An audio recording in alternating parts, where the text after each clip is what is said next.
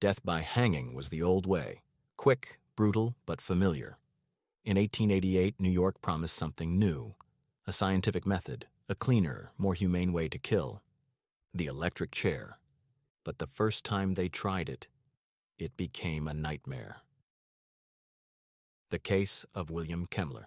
William Kemmler was no one special, a vegetable peddler in Buffalo, New York, an alcoholic, a man with a violent streak. On March 29, 1889, after a long drinking binge, he accused his common-law wife, Tilly Ziegler, of stealing from him and plotting to run off with a friend. Their argument spiraled, and then, without shouting or frenzy, Kemmler walked calmly to the barn, picked up a hatchet, and buried it into Tilly again and again. When it was done, he strolled to a neighbor's house and announced, "I just killed Tilly." His trial was swift. By May 10th, he was convicted of first-degree murder. 3 days later, he was sentenced to die. But not by rope, by something brand new, something the newspapers called electrocution. The chair had been designed in 1881 by dentist Alfred Southwick, who had watched a drunkard die instantly after touching a live wire. His idea?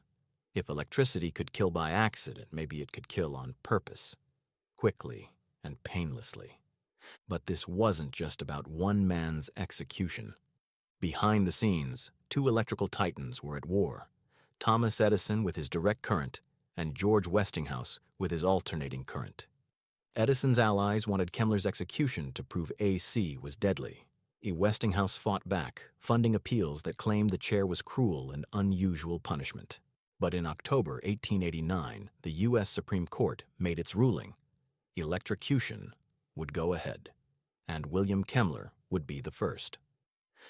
On the morning of August 6, 1890, guards woke Kemmler at 5 a.m. He dressed neatly in a suit, necktie, and white shirt. After a quiet breakfast and some prayer, the top of his head was shaved. At 6:38 a.m., he entered the execution chamber, facing 17 witnesses. Kemmler looked at the chair and said calmly, "Gentlemen, I wish you all good luck. I believe I'm going to a good place, and I am ready to go." Witnesses were struck by his composure. He sat, strapped in, electrodes attached to his head and spine. His last words before the switch, "Take it easy and do it properly. I'm in no hurry." The switch was thrown. 1,000 volts. His body stiffened, his chest heaved. 17 seconds of high voltage. Then, silence. Doctors stepped forward. They declared him dead. But then, his chest moved. Kemmler was still breathing. Panic broke out. "Have it turned on again. Quick, no delay," shouted Edward Spitzka, one of the doctors. The current surged again, this time 2,000 volts. Kemmler convulsed violently. Blood vessels burst under his skin. His hair sizzled. Smoke rose from his back. The chamber filled with the sickening stench of burning flesh. One witness wrote that reporters tried to flee the room, gagging. Another claimed Kemmler's body caught fire.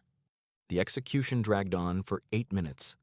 The New York Times headline the next day read, "Far worse than hanging."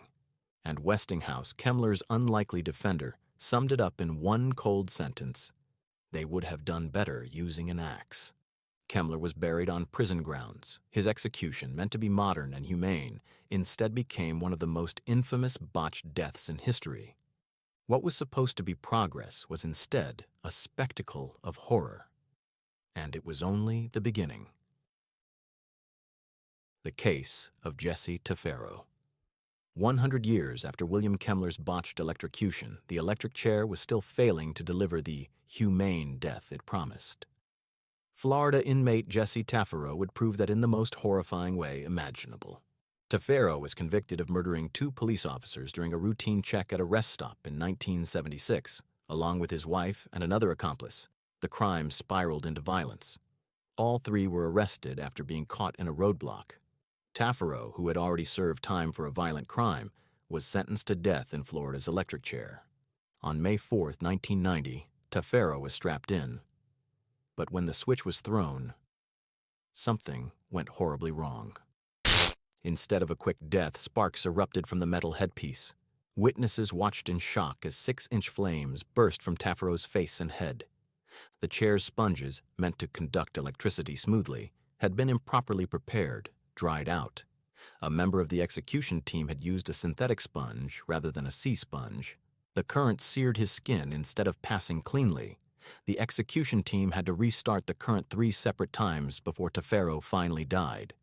Reporters described the smell of burning flesh, the sight of smoke pouring from his mask. The spectacle lasted 7 minutes. His execution was so gruesome, it reignited debates worldwide about whether the electric chair was nothing more than state-sanctioned torture. The case of Allen Lee Davis. 9 years later, Florida's chair struck again. The condemned man, this time, Allen Lee Davis. Davis, a career criminal, was sentenced to death for the brutal murders of Nancy Weiler, a pregnant woman, and her 2 children in 1982. Nancy was beaten almost beyond recognition, her young daughter shot. His crimes were horrific, but his execution would be remembered for something else. On July 8, 1999, Davis was strapped into Florida's electric chair. Witnesses reported he was still alive after the power to Old Sparky was switched off. They described the moment the current hit him. Davis convulsed violently, blood gushed from his nose and his chest heaved uncontrollably. When the current finally stopped, he was slumped over, his shirt soaked in blood. Photographs released afterward showed the grotesque scene, Davis strapped in with a bloodied face, sparking outrage. Florida's Supreme Court ruled that the chair was still constitutional, but the public backlash was overwhelming. This was one of the final straws before the state abandoned the electric chair for lethal injection. The case of Pedro Medina.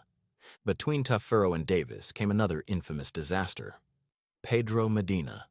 His electrocution in 1997 would burn itself into Florida's history books. Medina, a Cuban refugee, was convicted of murdering an elementary school gym teacher in 1982. His victim, Dorothy James, lived in the apartment next door to Medina and was found gagged and stabbed multiple times. Though Medina exhibited signs of mental instability while awaiting trial, such as eating his own feces, he was found competent by 2 psychiatrists who believed he was faking insanity. His appeals failed, and he was sentenced to die. On March 25, 1997, Medina was strapped into the chair. His last words were, "I am still innocent." Moments after the switch was flipped, a foot-long flame shot from the mask covering his face. Witnesses screamed as the smell of burning flesh filled the chamber. The flame burned for over 10 seconds before the execution team managed to stop it. Medina was already dead, but the spectacle was undeniable. Florida officials insisted it was a malfunction caused by a corroded sponge. But the world had seen enough. Medina's execution, like Tafero's before him, became a rallying cry to end the electric chair once and for all. The case of Willie Francis, the man who survived. Now, imagine this. You're strapped in, the switch is thrown. You feel the current ripping through your body, and somehow, you wake up alive. That's what happened to Willie Francis, the only man to ever survive America's electric chair. Willie was only 16 years old when he was arrested in St. Martinville, Louisiana. He was accused of murdering a local pharmacist named Andrew Thomas, his former employer. The evidence was shaky, but in 1945, a poor black teenager in the Deep South didn't stand much chance of a fair trial. During his trial, his court-appointed defense attorneys called no witnesses and put up no defense. Willie was convicted and sentenced to die in the electric chair, despite being only 15 years old at the time of the murder. On May 3, 1946, the portable chair, nicknamed Gruesome Gertie, was improperly set up by an intoxicated prison guard and inmate. The setup was sloppy, the connections loose. Witnesses reported hearing Willie scream, "Take it off! Take it off! Let me breathe," from beneath his leather hood. His body convulsed violently, but he didn't die. The current surged and fizzled out. Gruesome Gertie had failed. The witnesses panicked. The warden ordered the machine shut down. Willie Francis was carried out, shaking but alive. Doctors examined him. Incredibly, he was burned and weak but conscious. The newspapers went wild. The boy who lived through the chair became national news, but surviving didn't save him. The state of Louisiana decided to try again. His lawyer appealed, arguing that forcing Willie to face the chair a second time violated the Constitution's protection against cruel and unusual punishment and double jeopardy. The case went all the way to the U.S. Supreme Court. In a chilling 5-4 decision, the court ruled the state could execute him again. 1 year later, on May 9, 1947, Willie Francis was strapped back into gruesome Gertie. This time, the wiring was checked. The switch was thrown. The current flowed properly. And Willie Francis, the boy who survived the first time, finally died. Prior to his second execution, Willie told a reporter he was going to meet the Lord with his Sunday pants and Sunday heart. He was just 18 years old. Willie's case became one of the darkest symbols of America's obsession with the electric chair. A broken machine, a broken system, and a boy who lived just long enough to die twice. The electric chair was supposed to be the future of humane execution. Instead, it became a gallery of horror.